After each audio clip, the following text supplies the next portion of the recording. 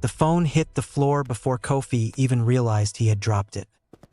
He had been sitting on the edge of his mattress, lacing his worn-out sneakers, when the call came through. An unfamiliar number. A woman's voice, calm and professional, telling him that his entry had been selected as the winner of the Busan National Art Competition, that his painting, The Silent City, would be displayed at the Houndy Gallery for 6 weeks, that there would be a prize ceremony, that the press would be there. Kofi sat very still. "Are you there?" the woman asked. "Yes," he said. "I'm here. Congratulations, Mr. Mensah. This is a remarkable achievement." He thanked her. He ended the call. Then he sat in the silence of his small room at the Sahagu group home and let the information settle over him like something he did not yet know how to carry. Down the hall, 2 boys were arguing loudly about a phone charger. The radiator knocked against the wall. Outside, Busan breathed the way it always breathed, salt and diesel and the distant groan of cargo ships shifting in the port. Kofi had submitted the painting without telling anyone. Not because he was secretive, but because nobody had asked. That was the thing about living the way he lived. People did not ask. You occupied space, you followed the rules of whatever institution currently housed you, and the texture of your inner life was your own private business. He was 17.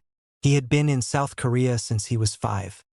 He remembered Ghana the way you remembered a dream that had been interrupted, in fragments, in feelings, in the ghost of a smell that arrived without warning and was gone before you could name it.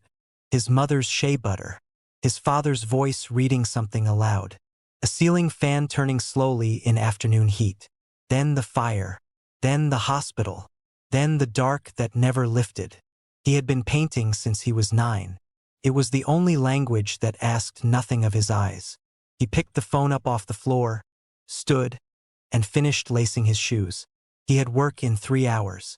He could not afford to be late. The gallery opening was on a Thursday evening and it drew the wrong kind of crowd. Welcome back to Afrokorean Storyhouse channel. Before we continue with this story, tell us in the comment section where you are watching from. And if you are new here, hit the like and subscribe button, and don't forget to turn on your notification to get notified whenever we drop a video. Let's get back to the story. Soyeon noticed it immediately. She had worked at the Houndy Gallery for 11 years and she knew the rhythm of these events. The polite applause, the collectors circling the price lists, the critics holding their wine glasses with that particular practiced boredom. This was not that. The people moving through the entrance that evening were sharper somehow. Journalists with lanyards tucked into jacket pockets. A man she recognized from a national news program standing near the entrance pretending to check his phone. 2 women she had never seen before taking photographs of the guest list with their eyes. Something had happened online in the 4 days since the competition results were announced. Someone had posted a photograph of the Silent City, and the image had traveled in that quiet, accelerating way that images traveled when they carried something uncomfortable. The comments had started slowly, people pointing out shapes in the layers of paint, figures that seemed almost like faces, locations that looked almost like real places. Then someone with a large following had posted a side-by-side comparison. One image was a detail from the lower right corner of Kofi's painting. The other was a photograph of a warehouse on Gamcheon Port Road that had been the subject of a fraud investigation 3 years earlier, quietly closed without charges. They were identical. Soyeon had seen the post. She had told herself it was coincidence. She was still telling herself that as she watched 200 people file into a gallery that usually held 80 and turn the corner into the room where the Silent City waited for them on the wall. She watched their faces change when they saw it. It was not the reaction art usually produced. It was not wonder or admiration or the thoughtful frown of someone trying to interpret abstraction. It was recognition. The particular, unsettling recognition of seeing something you were not supposed to see. Kofi stood near the door of the room in a dark jacket that was slightly too big for him, his white cane hooked over his forearm. Soyeon had offered him a chair 3 times. He had declined 3 times. He stood the way he always seemed to stand. Completely still, completely present, his face turned slightly toward whatever sound was nearest, reading the room through his ears the way everyone else was reading his painting through their eyes. A journalist broke away from the crowd and moved toward him. Soyeon watched. "Mr. Mensah," the journalist said. Her name was Lee Ji-yeon, and Soyeon recognized her from a newspaper that covered crime and politics. I have a few questions about the painting, if you don't mind. I don't mind, Kofi said. The warehouse in the lower right section. The one near the dock. Did you use a reference photograph for that? No. Lee Ji-yeon paused. You've never been to Gamcheon Port Road? I've never been anywhere near the port, Kofi said. I take the number 12 bus to work and the number 12 bus home. That's most of my geography. Then how did you paint it? Kofi turned his face slightly toward the painting, though he could not see it. It was a gesture Soyeon had noticed him make several times that evening, this turning toward a thing he had made and could not look at. I told you on the entry card, he said. I painted what I remember. Memory of what, exactly? I don't know, Kofi said quietly. I never know while I'm painting. My hands just move. Lee Ji-yeon wrote something in her notebook. Her pen moved quickly, with the focused urgency of someone who had come to the gallery already suspecting something, and was now having that suspicion confirmed in ways she hadn't anticipated. Mr. Mensah, are you aware that the warehouse in your painting was investigated in connection with the disappearance of a shipping company executive in 2021? The room was loud. Nobody else was listening. But Soyeon, standing 6 feet away, felt the air change. Kofi was quiet for a moment. No, he said. I wasn't aware of that. And the man in the painting, the figure near the broken bridge railing in the upper left section. Do you know who that is? It's a figure, Kofi said. I don't paint people with intention. Shapes come out of the texture. Lee Ji-yeon turned her notebook so the page faced her and drew a small rectangle. The figure is wearing a distinctive ring. Silver, wide band, rectangular face. That ring belongs to a sitting member of the South Gyeongsang Provincial Assembly. She paused. He was photographed wearing it at an event 2 weeks before a journalist went missing in this city in 2019. That journalist was never found. Kofi said nothing. Mr. Mensah, I heard you, he said. His voice was even, but his hand had tightened around the cane in a way that had nothing to do with balance. I need to ask you directly, Lee Ji-yeon said. Is this painting a statement? Are you making an accusation? I'm 17, Kofi said. I live in a group home in Sahagu. I paint because it's the only thing I know how to do. He paused. I'm not making any accusations. I don't even know what's in the painting. I made it with my hands and I submitted it to a competition and apparently I won.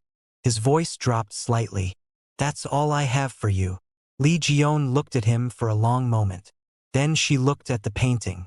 Then she wrote something else in her notebook, capped her pen, and moved back toward the crowd. Soyeon crossed the room and stood beside Kofi. Are you all right? She asked quietly. She thinks I'm lying, Kofi said. She thinks you know more than you're saying. That's the same thing. It isn't, Soyeon said. One assumes intent. The other just assumes knowledge. She looked at the painting, at the layered darkness of it, the city pressing up through the paint like something trying to surface. Do you ever feel like you know more than you're saying? Kofi thought about it for longer than the question seemed to require.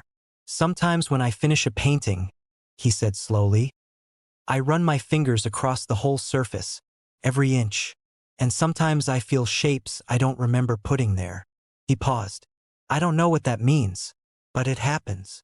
Soyeon did not know what to say to that. Across the room, someone was crying, quietly, into a glass of wine, trying to hide it.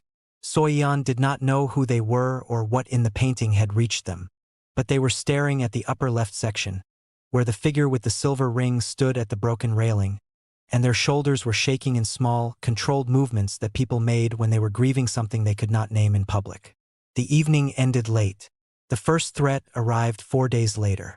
Came to the gallery by post. Plain white envelope, no return address, containing a single sheet of paper with words printed in block letters. Take it down or we will do it for you. Soyeon read it once. Then she placed it in her desk drawer and sat very still for a long time, listening to the city outside the window, thinking about a blind boy who painted things he had never seen and did not know he remembered. She did not sleep well that night. Neither, in his small room in Sahagu, did Kofi. He lay on his back in the dark that was the same dark it had always been, and he ran his fingers across the ceiling the way he ran them across his canvases, feeling for texture, feeling for shape, feeling for the thing beneath the surface that told you what something really was. He kept thinking about what the journalist had said. A missing journalist, a silver ring, a broken bridge railing. He did not know those things. He had painted them anyway. And somewhere deep in the place where memory lived before it became language, something was beginning very slowly to move. The threats did not stop at one. By the second week after the opening, the gallery had received 11 more. They came by post, by email, through the gallery's public contact form, and once, at 2 in the morning, as a voicemail left on the main line by someone who did not speak, just breathed for 14 seconds and hung up. Soyeon documented all of them. She told herself she was being thorough. What she was actually being was afraid, and thoroughness was the only shape she knew how to give that fear. The press, meanwhile, had decided that the Silent City was the most important thing happening in South Korea. It started with Lee Ji-yeon's article, which ran 4 days after the gallery opening under a headline that asked, without quite accusing, how a blind teenage orphan from Ghana had managed to paint what appeared to be a detailed map of Busan's most carefully buried secrets. The article was measured and precise and absolutely devastating in the way that only well-researched journalism could be devastating. It listed 7 specific details from the painting that corresponded to 7 specific real locations, events, or individuals connected to unsolved cases going back 15 years. It did not claim the painting was evidence. It simply placed the details side by side and allowed the reader to draw conclusions that were unavoidable. The article was shared 400,000 times in the first 24 hours. By the end of the week, 3 other major outlets had published their own investigations. A university professor of criminology in Seoul went on television and said carefully that the spatial relationships between the landmarks in the painting were consistent with the kind of operational geography that organized crime networks used when planning long-term concealment of assets and personnel. A former police detective who had worked the 2019 disappearance case gave an anonymous interview to an online news platform in which he said that the broken bridge railing in Kofi's painting corresponded to a location his team had wanted to investigate at the time but had been explicitly told by a superior to leave alone. The politicians moved fast. Assemblyman Cho Byung-soo, the man whose silver ring appeared in the upper left section of the painting, held a press conference on a Tuesday morning and described the Silent City as a malicious fabrication designed to damage the reputations of public servants. He used the word fabrication 4 times. He used the word defamation twice. He announced his intention to pursue legal action against the gallery, against the competition organizers, and against anyone who continued to circulate images of the painting online. He did not once mention Kofi by name, which Soyeon found more frightening than if he had. That same afternoon, 2 men in suits came to the gallery and asked to speak with the director. Soyeon was the one who met them. They were polite. They sat across from her desk with their hands folded and their faces arranged into expressions of reasonable concern, and they explained, in the careful language of people who had practiced saying difficult things gently, that the painting was causing significant distress to several prominent members of the community, and that it would be in everyone's interest if it were removed from public display immediately, pending a review of the competition's submission process. Soyeon asked them who they represented. They said they represented concerned parties. She asked them for a business card. They did not have one. "Then I think we're done," she said. They looked at her for a moment with the particular look of men who were not accustomed to being told they were done. Then they stood, buttoned their jackets, and left. Soyeon watched them from the window as they got into a black car with no visible plates and drove away in the direction of the port. She called Kofi that evening. He picked up on the second ring. "Have you been watching the news?" she asked. "I don't have a television," he said. "Someone at the home told me there was an article. I didn't read it. Kofi, this has become very large very quickly.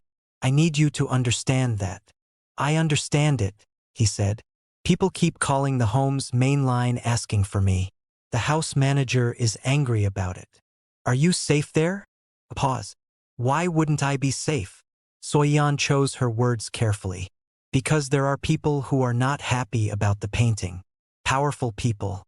And when powerful people are not happy, the people closest to the problem sometimes find their circumstances becoming uncomfortable. Kofi was quiet for a moment. When he spoke, his voice was measured, but underneath the measure there was something tight. "I'm an orphan who lives in a group home and works part-time at a convenience store," he said. "My circumstances are already uncomfortable. I'm not sure what they think they can threaten me with." "That's exactly what worries me," Soyeon said. Another silence. Longer this time. "You think they'll try something?" "I think they already are," she said. "I had 2 visitors today who wanted the painting taken down. They didn't identify themselves. They came in a car with no plates." She heard Kofi exhale slowly through his nose. It was a sound she had come to recognize as his version of processing something he would rather not be processing. "What did you tell them?" "I told them we were done." "And are we?" "No," Soyeon said. "The painting stays up. But Kofi, I need you to be careful. Don't go anywhere alone that you don't have to. Keep your phone charged. If anything feels wrong, call me immediately." Soyeon. His voice was very quiet. "Why are you doing this for me?" She thought about it honestly. "Because 11 years ago, I almost put your painting in the rejection pile," she said. "And I think that would have been the worst mistake of my life." He didn't say anything for a while. When he spoke again, his voice had shifted into something more vulnerable than she had heard from him before. "Do you think the things in the painting are real?" he asked. "The cases, the people. Do you think I actually—" He stopped, started again. "I painted that for 8 months and I don't know what I painted. I don't know how I know what I know. And nobody can explain it, and everyone is looking at me like I'm either a genius or a criminal, and I'm neither of those things. I'm just someone who paints because otherwise the dark gets too loud." Soyeon pressed the phone harder against her ear. "I know," she said softly. "I know you are. Then why does it feel like I did something wrong?" "You didn't do anything wrong," she said. "You told the truth. That's never wrong. It's just sometimes dangerous." The detective came to the group home on a Wednesday morning. His name was Jang Miho, and he was not what Kofi had expected, though Kofi had not expected anything in particular, having no previous experience with detectives. He was in his 50s, heavy-set, with the slow and careful movements of someone who had learned a long time ago that rushing things caused more problems than it solved. He wore a gray jacket that smelled faintly of cigarettes, and he spoke Korean with a Busan accent so thick it took Kofi a few sentences to fully calibrate his ear. He did not waste time. "I worked the Kim Yoon-seo disappearance in 2019, he said, sitting across from Kofi in the small common room of the group home, both of them with cups of instant coffee going cold on the table between them. "The journalist. The one that was mentioned in the article about your painting." "I know which one," Kofi said. "Then you know that case was shut down before we finished working it." Jang leaned forward, resting his forearms on the table. "You also know that the bridge railing in your painting, the broken one, upper left section, is the Cheongsapo pedestrian bridge.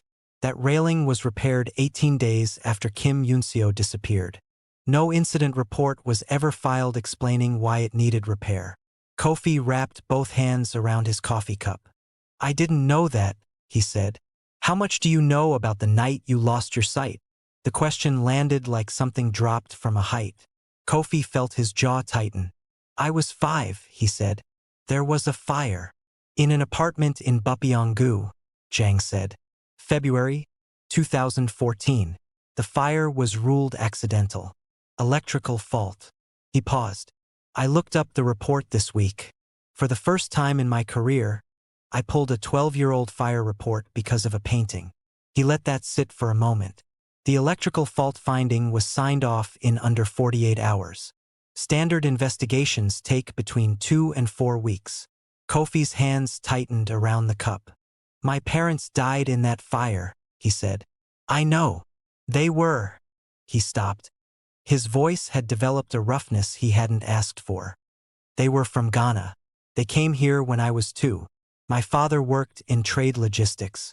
My mother— I don't know exactly what my mother did. I was 5. He paused. "Nobody ever told me anything. The orphanage didn't know. Or they said they didn't know." Your mother's name was Abina Mensah, Jang said. Your father's name was Kwame Mensah. They had been in South Korea for 3 years before the fire. He reached into the inside pocket of his jacket and placed a photograph on the table, then seemed to remember himself and set it face down. I'm sorry. You can't. Describe it to me, Kofi said. Jang picked the photograph back up. It was taken at what looks like a press event. Your parents are standing together. Your father is tall, broad shoulders, wearing a dark suit. Your mother is wearing a yellow dress. They're both holding press lanyards. Kofi went very still. Press lanyards? Yes. They were journalists. We believe so, Jang said. Freelance, from what we can determine. They were working on something. We don't know what yet. But the people they were investigating. He stopped, chose his next words carefully. Those people are in your painting. The common room was very quiet. Somewhere in the building a door closed. Outside, a truck reversed with a persistent beeping that felt absurd against the weight of what was being said. Detective, Kofi said slowly, are you telling me that my parents were murdered? Jang Miho did not look away. I'm telling you that I no longer believe the fire was accidental, he said. And I'm telling you that whatever they were investigating, you painted it. 12 years later, without knowing. Kofi stood up abruptly. He did not go anywhere. He just needed to be standing. He gripped the edge of the table and breathed through his nose and felt the particular vertigo of a world rearranging itself beneath him while he stood in the same spot he had always stood. All his life he had carried the fire as an accident, as the random, senseless cruelty of a faulty wire in an old building. He had built his grief on that foundation, the grief of bad luck, of wrong place, wrong time. And now someone was telling him the foundation was wrong, that there had been nothing accidental about any of it. They tried to kill me too, Kofi said. His voice came out very flat and very quiet. Didn't they? Jang said nothing for a moment. Then, yes, we believe so. And I survived. Yes. And I forgot everything I saw. Yes. Kofi released the table. He stood straight, shoulders back, face forward. The practiced stillness of someone who had spent 17 years learning to hold himself together in rooms that gave him nothing to hold on to. His eyes, which saw nothing, were fixed on the middle distance with an intensity that Jang found difficult to look at directly. Then I need to remember, Kofi said. Tell me how to remember. The psychiatrist's name was Dr. Han Soo-jin, and she had an office in Nampodong that smelled like cedar and old books and the particular quiet of a place where people came to say things they had never said out loud before. Jang had arranged the appointment. He had not asked Kofi's permission exactly, but he had explained his reasoning with enough honesty that Kofi had not refused. Recovered memory work was delicate, Jang said. It required someone trained, someone careful. Someone who would not push so hard that the mind collapsed inward instead of opening. He had worked with Dr. Han on 2 previous cases. He trusted her. That was the most Jang ever said about anyone. And Kofi had learned in the 2 weeks since the detective walked into the group home common room that Jang's economy with praise meant that when it came, it meant something. Dr. Han was in her late 40s, soft-spoken, with a directness that Kofi appreciated immediately. She did not talk around him. She did not use the particular gentle condescension that people sometimes used with him, the voice that people reserved for children and the blind and anyone else they had decided needed protecting from the full weight of language. She talked to him like he was exactly what he was, a 17-year-old carrying something enormous that he needed help putting down long enough to look at. I want to be clear about what this process is and isn't, she said at their first session, both of them seated across from each other. The room quiet enough that Kofi could hear rain beginning against the window behind her. We are not going to force anything. Memory under pressure becomes unreliable. What we're going to do is create conditions where your mind feels safe enough to surface things on its own. She paused. Your brain protected you when you were 5. It buried what you saw because what you saw was unsurvivable for a child. We're going to respect that protection while gently letting your mind know that you're not 5 anymore. What if what I remember destroys me? Kofi asked. Dr. Han considered the question seriously, which was another thing he appreciated about her. She did not rush to reassure. Some of it might be very hard, she said. I won't pretend otherwise. But destruction and difficulty are not the same thing. You've survived things that would have ended other people. That survival is data. Your mind knows you're strong enough. It just needs permission to believe the danger is over. The danger isn't over, Kofi said. No, she agreed. But you're not alone in it anymore. He thought about that on the bus home. The number 12 bus, the same route he always took, the city passing outside the window in sounds and smells he had learned to read as well as other people read signage. The fish smell that meant Jigalki Market was coming up. The particular pitch of traffic that meant the intersection at Yungangdero. The way the engine note changed when the road inclined toward Sahagu. He had taken this route so many times it lived in his body rather than his mind. He did not have to think about it. It simply happened. He wondered if the memories worked the same way. Living in his body, in his hands. Happening without thought, without intention, without his conscious mind having any say in the matter at all. He pressed his fingers against the cold glass of the bus window and felt the vibration of the road moving through the pane and thought about his mother in a yellow dress holding a press lanyard, and felt something in his chest that was too large and too old to be called sadness and too raw to be called anything else. The second session was where things began to move. Dr. Han used a technique she described as somatic anchoring, guiding Kofi's attention into his body rather than his memory, letting sensation become the doorway rather than trying to force the door directly. She asked him to paint during the session. Not a specific painting, not with any directive, just to bring a small canvas and his paints and let his hands do what they did while she talked him through a slow, careful relaxation of the defenses he had been building since he was 5 years old. Kofi sat on the floor of her office with a canvas board across his knees and his paints arranged by touch the way he always arranged them and let his hands move. Dr. Han spoke quietly, about safety, about the present moment, about the difference between remembering and reliving.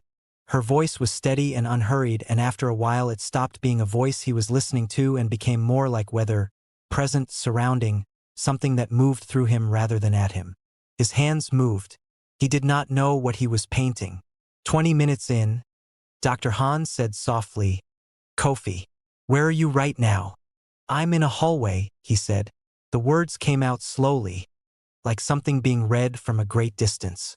"It's nighttime. The light is wrong. Like there's a light source somewhere, but I can't see where it's coming from." "How old are you?" "Small," he said. "I'm very small." "What can you hear?" His hands kept moving. Voices. Men's voices. More than 2. Maybe 4 or 5. They're speaking quietly, but they're angry underneath the quiet. The way adults sound when they're pretending not to be angry. He paused. His breathing had changed. "There's a door that's not fully closed. I can see light through the gap." "You're safe," Dr. Han said. "You're here with me. You can look and come back whenever you need to." "I'm looking through the gap," Kofi said. His voice had dropped to almost nothing. "There are men sitting around a table. There are papers on the table. And," he stopped. "Take your time. One of the men has a ring," he said. "Silver. Wide band. He keeps turning it on his finger while he talks. Round and round." His hands stopped moving on the canvas. Just for a moment. Then they started again, faster. "My father is there." The room was absolutely silent except for the rain and the soft sound of paint on canvas. "My father is at the table," Kofi said, and his voice broke open on the last word in a way that he could not control and did not try to. "He doesn't look like he wants to be there. He looks scared. My father looks scared, and I have never seen my father scared, and I don't understand why he looks like that." "You're doing so well," Dr. Han said quietly. "There's another man standing behind my father," Kofi continued, the words coming faster now, tumbling forward like something that had been held back too long. "I don't know him. He's Korean, older, wearing a dark jacket. He's standing very close to my father, and my father is not moving, and I think, he pressed his palms flat against the canvas. "I think my father is not allowed to leave." Dr. Han let the silence hold for a moment. "What happens next?" Kofi's jaw tightened. "Someone sees me," he whispered. Through the gap in the door. One of the men at the table turns his head and looks directly at the door, and I don't move fast enough, and he sees me. His breathing was rapid now. He doesn't say anything to the others immediately. He just looks at me, and I run. I run back down the hallway, and I find my mother, and she grabs me, and she holds me so hard I can't breathe, and she's whispering something in Twi against my hair. What is she saying? Kofi's eyes were wet. He did not try to stop it. She's saying "Emo ho yi." It means you are safe. She said it to me when I was scared. She always said it to me when I was scared. He pressed the back of his hand against his mouth for a moment. She kept saying it, over and over. "Emo ho yi." But she was shaking while she said it. And I could feel her shaking. And I knew even at 5 years old that she was saying it for herself as much as for me. He sat in the silence of that memory for a long time. When he came back fully into the room, his hands were trembling slightly, and the canvas across his knees held a shape he had not consciously made. A table. 5 figures seated around it. One standing behind another with a proximity that needed no explanation. And in the center of the table, rendered in small and precise strokes, a ring on a finger. Silver. Wide band. Turning. Dr. Han looked at the canvas for a long time. "Kofi," she said carefully, "I think you need to call Detective Jang." Jang came within the hour. He sat across from Kofi in Dr. Han's office, and he listened without interrupting, which was the thing Kofi had come to value most about him. When Kofi finished, Jang looked at the small canvas on the table between them and was quiet for a full minute. "The man standing behind your father," he said finally. "Can you describe him?" "Older.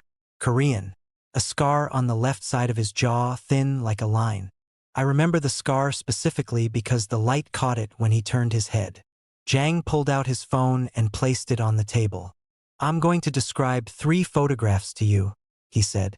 "Tell me if any of them match what you remember. The scar especially." He described the first photograph. Kofi shook his head. "The second." Another shake. "The third," Jang said. "Late 60s. Heavyset. Prominent jaw. Thin scar running diagonally across the left side from cheekbone toward chin." "That's him," Kofi said. Jang put the phone down slowly. He looked at Dr. Han. Something passed between them that Kofi couldn't see but could feel. The weight of an implication landing in a room and changing the temperature. "Who is he?" Kofi asked. Jang said the name and Kofi did not recognize it. But he heard Dr. Han draw a short, quiet breath. And he knew from the quality of that breath that the name meant something significant. "Tell me," Kofi said. "He's the chairman of Haesong Group," Jang said. "One of the largest private conglomerates in the country. Shipping, construction, and media." He paused. "He also sits on the board of the foundation that funds the Houndy Gallery." The silence in the room was absolute. "He funds the gallery," Kofi said slowly. "The gallery that's currently displaying my painting." "Yes." "The gallery that's been receiving threats." "Yes." Kofi leaned back in his chair and turned his face toward the ceiling the way he sometimes did when he was thinking hard, as if the answers were somewhere above him and he was trying to locate them by sound. "He's been watching the painting this whole time," he said. "He knew the moment it went up. He knew what was in it." "Almost certainly," Jang said. "And he sent those men to the gallery to have it taken down. That's my working assumption." "Then he knows who I am," Kofi said. "He knows I'm the one who painted it. And if your theory about the fire is correct." He stopped. "Let the logic finish itself. The man who had stood behind his father in that room. The man who had seen a 5-year-old face in a doorway. The man who had, 12 years ago, decided that face needed to disappear. Was now aware that the face had not disappeared. That it had grown up. That it had painted everything it had seen from a memory it didn't know it had, and hung it on a wall in the most public gallery in Busan. "He's going to come for me," Kofi said. His voice was completely calm. The particular calm of someone who has just understood something terrible and decided that understanding it is better than not. "He's not going to stop at letters and voicemails. He tried to kill me when I was 5. He's going to try again." Jang met his eyes. Yes, he said. Which is why from today you're not going back to the group home. Kofi absorbed that. Where am I going? Somewhere he can't find you while I finish building what I need to bring him down. Jang leaned forward. Kofi, your parents spent 2 years collecting evidence against this man and his network. Before the fire, your mother hid something. Documents, a drive, recordings, we don't know what form it took. But every piece of intelligence we've gathered in the past 3 weeks points to the same conclusion. He paused. She hid it somewhere connected to you. Somewhere she believed you would eventually find it, even if she wasn't there to show you. Kofi's throat tightened. She hid it for me. She hid it with you in mind. A 5-year-old she was trying to protect. She would have chosen somewhere small, somewhere personal, somewhere that only made sense to someone who knew you and loved you. Jang's voice was quieter now. Think about what she gave you before the fire, what you kept, what came with you through the orphanages and the foster homes. Kofi went very still. There was one thing. There had always been one thing. Through every placement, every move, every institution that had tried to reduce him to a file number and a behavior report. One object he had carried without question, without examination, because it was the last thing that smelled faintly of her. A small wooden box, palm-sized, with a pattern carved into the lid that he had traced with his fingers 10,000 times without ever thinking to open it beyond the shallow top tray where he kept a spare bus card and a broken watch he couldn't repair. He had never thought to feel beneath the tray. I need to go back to the group home, he said. Kofi, not to stay, just to get something. He was already standing. I need to go right now. The wooden box was exactly where it had always been. On the shelf above his mattress, between a dog-eared Hangul dictionary and a small container of hand cream he used to keep his fingertips sensitive for painting. It had always been there. Through 6 placements for group homes, 2 foster families that hadn't worked out, and finally Sahagu, the box had traveled with him in the bottom of whatever bag he carried, and then gone straight to whatever shelf was nearest his bed because that was where it belonged. That was where it had always belonged. Kofi picked it up and sat on the edge of his mattress. It was carved from dark wood, odum he thought, though he had no memory of being told that. The pattern on the lid was an Adinkra symbol. He had traced it so many times with his thumb that he knew its geometry the way he knew his own face. The interlocking loops, the symmetry, the particular smoothness at the center where his mother's thumb had worn the wood before his. He had never looked up what the symbol meant. Some part of him had been afraid to, as if naming it would make her more gone rather than less. He opened the top tray. Bus card. Broken watch. A small folded piece of paper he'd been given at his first orphanage with his name and date of birth, written on it in someone else's handwriting. He set the tray aside. Then he pressed his fingers against the base of the box. It should have been solid. Every time he had ever touched it, it had been solid. But his fingers, trained by years of finding what was hidden beneath surfaces, pressed along the edges with a precision he had never applied to this particular object before, and what he found was a seam. Thin as a breath, running along 3 sides of the interior base, the 4th side acting as a hinge. His hands were not shaking. He was faintly surprised by this. He pressed down on one side and the false bottom lifted. Beneath it, wrapped in a thin layer of plastic that had kept it dry through 12 years and 6 relocations, was a USB drive no larger than his thumb. A folded sheet of paper covered in dense handwriting he could not read, and a photograph. He knew it was a photograph from the texture and weight of it. He held it in both hands for a long moment, feeling the smooth surface, the slight curl at one edge where it had been stored pressed against the side of the box. He turned it over.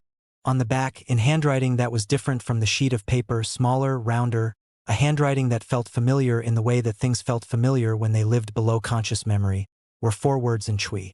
He could not read them. He had not spoken Chui since he was 5.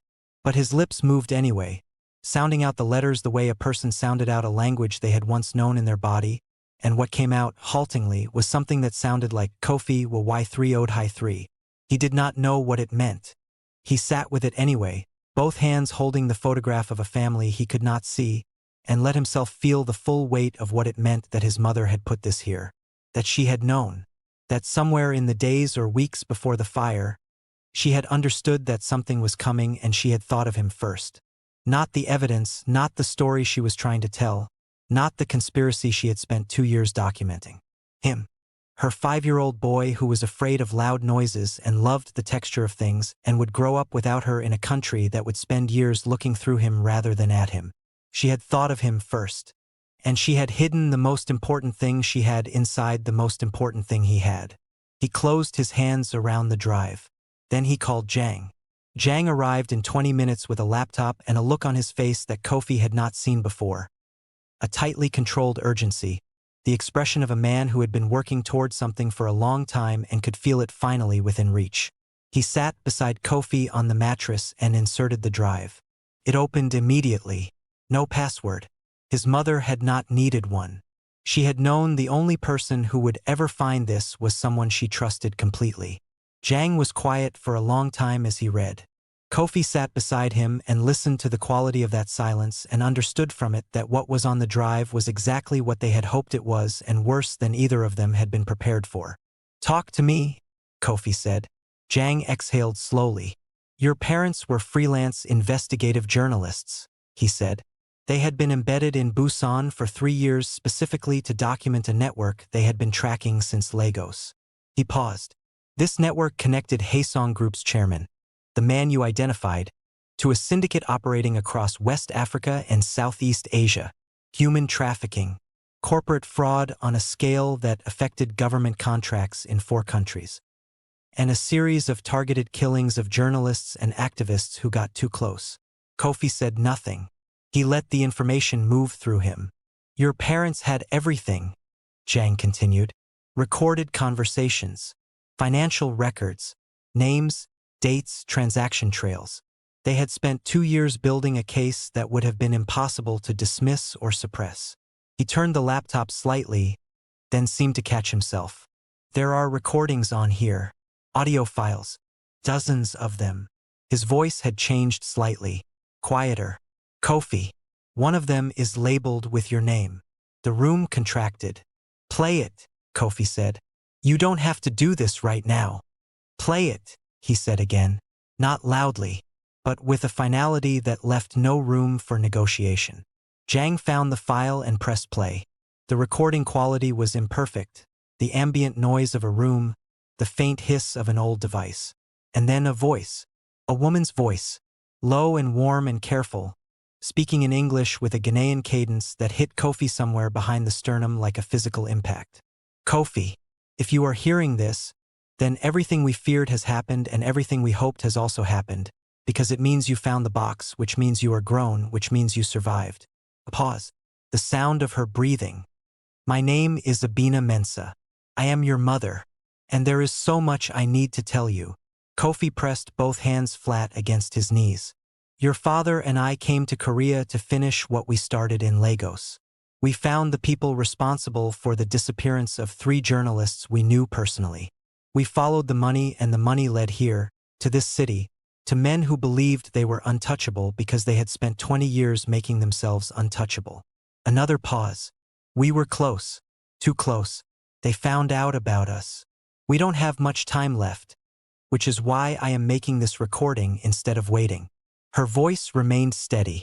Kofi understood, listening to it, that this was what courage actually sounded like.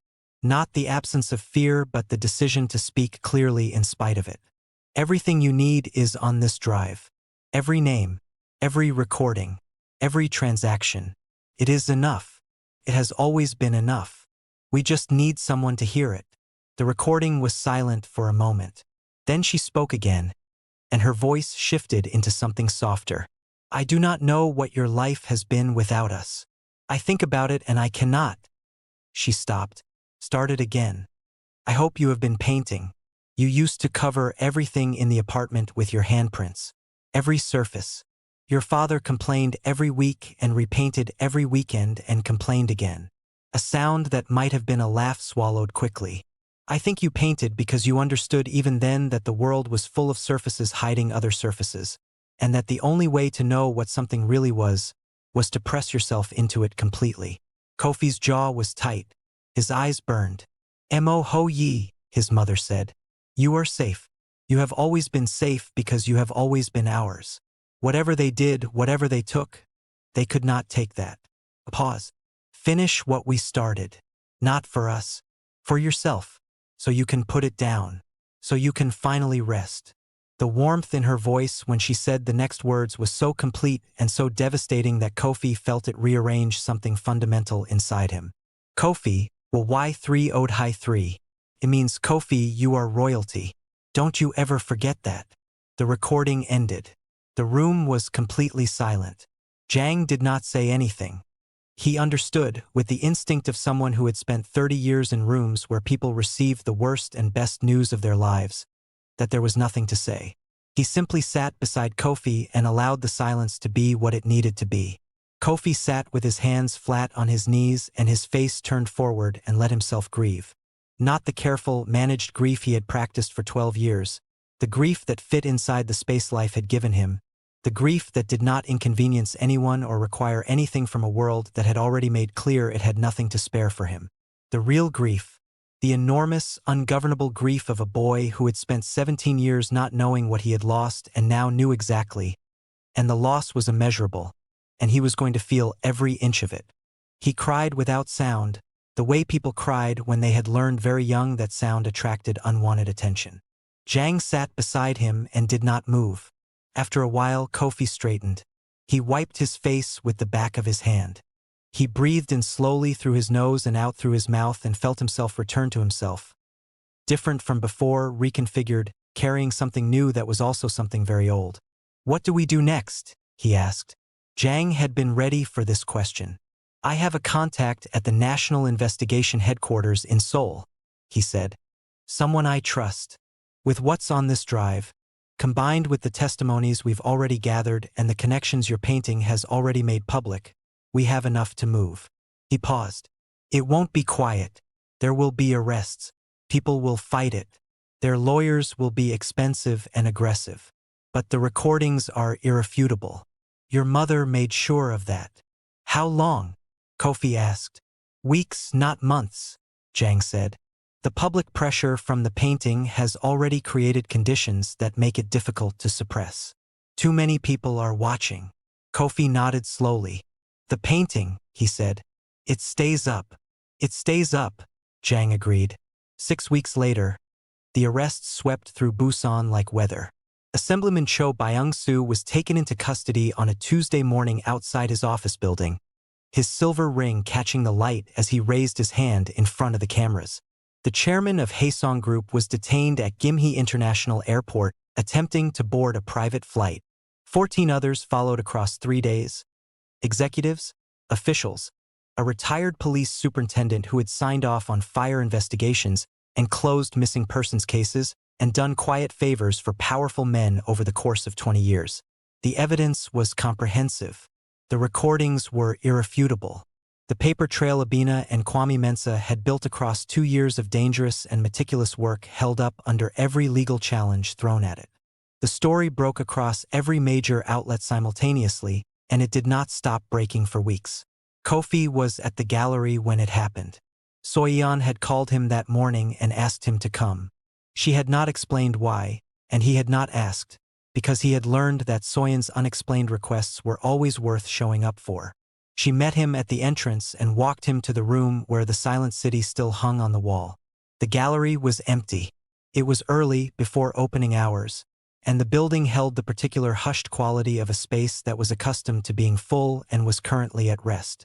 Soyeon stopped him in front of the painting. I want to describe it to you properly, she said. Not the way journalists have been describing it. The way it actually looks. Kofi turned his face toward it. All right, he said. She described it slowly, completely, the way someone described a thing they had looked at so many times it had become part of them. The dark blues pressing up through the grays. The amber slashes that caught light differently depending on where you stood. The red in the lower left corner that pulled the eye. The figures that emerged from the texture when you got close enough. Not painted but pressed, thumbed, carved into the layers by hands that had been trying to remember without knowing they were remembering. The warehouse, the bridge railing, the ring on the finger at the center of the table surrounded by figures who had believed they would never be seen. and in the very bottom right corner, so small that most people had missed it in all the weeks of analysis and dissection, two figures standing close together. An adult and a child. The adult's arm around the child's shoulders in a gesture that was unmistakably protective. "I didn't know that was there," Kofi said quietly. "I know," Soyeon said. "You put it there anyway." He stood in front of the painting for a long time. His hands were at his sides. He did not reach for the canvas because he did not need to.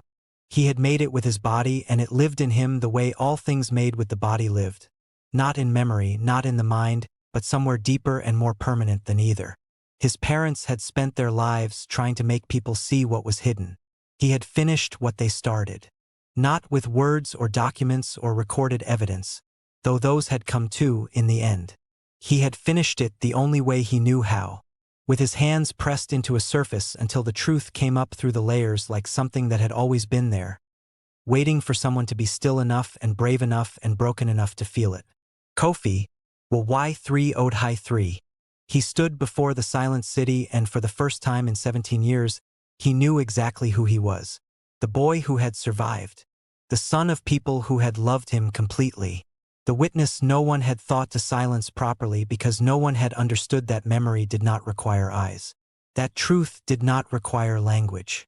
That a blind orphan with paint-covered hands and a grief he had been carrying since before he had words for grief could walk into the most public room in the city and hang everything the powerful had hidden on a wall for the whole world to see. Outside, Busan moved in its permanent restless way. The port breathed. The cargo ships groaned against their moorings. The city that had overlooked him for 17 years went about its business under a sky that was clearing. The early winter light coming through in long pale shafts that touched the rooftops and the water and the streets where people were waking up to a morning that was, in small and significant ways, different from the one before it. Soyeon stood beside him in the quiet. "What will you do now?" she asked. Kofi thought about it honestly. About the group home that no longer felt like the only option. About Dr. Han, who had said in their last session that she knew of a foundation that supported young artists with difficult histories, and that she had already made a call. About Jang, who had handed him, at the end of their last meeting, a folded piece of paper with an address in Accra and the words "Your mother's sister. She has been looking for you" written beneath it in his careful, economical handwriting. About a wooden box with an Adinkra symbol on the lid that meant something he now knew. About a woman's voice on a recording saying his name with a love so complete it had survived 12 years and a fire and the deliberate cruelty of people who thought they could erase a family by erasing its members. "I'm going to keep painting," he said. Soyeon smiled. He couldn't see it, but he heard it in the quality of her silence, the way a person heard everything they needed to hear when they had learned to pay attention to the sounds beneath the sounds. "Good," she said. He reached into his jacket pocket and closed his fingers around the wooden box, feeling the worn Adinkra symbol beneath his thumb, the interlocking loops, the symmetry, the smoothness at the center where two thumbs had worn the wood over time, one after the other, separated by years and loss and an ocean and everything that had happened in between. He pressed his thumb into the center and held it there. "Emohoyi, you are safe." He finally, completely, believed it. If this story moved you, please subscribe to Afrokorean Storyhouse channel so you never miss a new film. Leave a comment below telling us which moment hit you hardest. We read every single one. And if you know someone who needs to hear a story like this today, share it with them and give this video a like. It helps more people find us. Thank you for watching until the end.